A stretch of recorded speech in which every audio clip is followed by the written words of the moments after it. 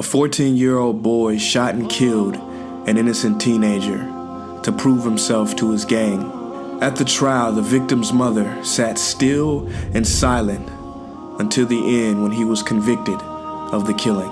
As he was being taken away in handcuffs, the mother of the boy who was shot stood up slowly, looked him in the eye, and said, "I'm gonna kill you," and sat back down, and the boy was taken away.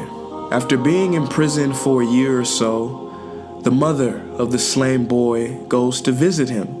Now that boy had been living on the streets before the killing, and she was the only visitor he ever had. Not even the gang members came to visit him. Now he was kind of frightened before she came, but she said, "No, I just want to talk to you." And for a time they talked, and when she left, she gave him some money for cigarettes. And then she started step by step visiting him more regularly, trying to understand the guy who killed her child. And she goes every few months. And when he's about to get out, at the age of 18, she asks him, "What are you gonna do when you get out?" He said, I've got no idea. I've got no family, I don't know. She said, "Well, I've got a friend who owns a little factory and maybe I can get you a job there." So she arranges it with the parole officer. And then she said, "Where are you gonna stay?" He said, I don't know where I'm gonna go. I don't have anybody. She said, "Well, I've got a spare room and you can stay with me." So he comes and stays with her. So after 6 months, she pulls him aside and she says, "You know, I really gotta talk to you. Come on in the living room and sit down, let's talk."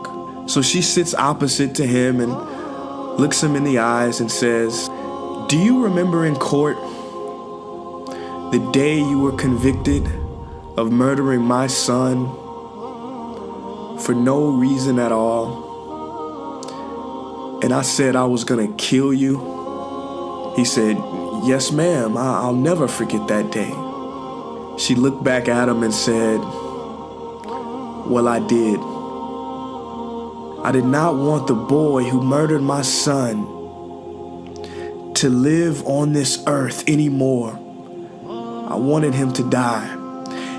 And that's how I set about changing you and bringing you things and giving you a job and letting you live here with me.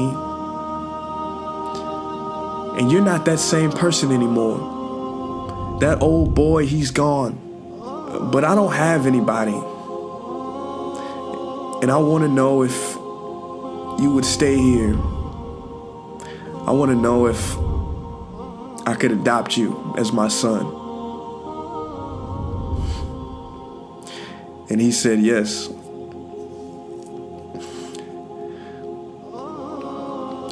And she became the mother of her son's killer. The mother that he never had.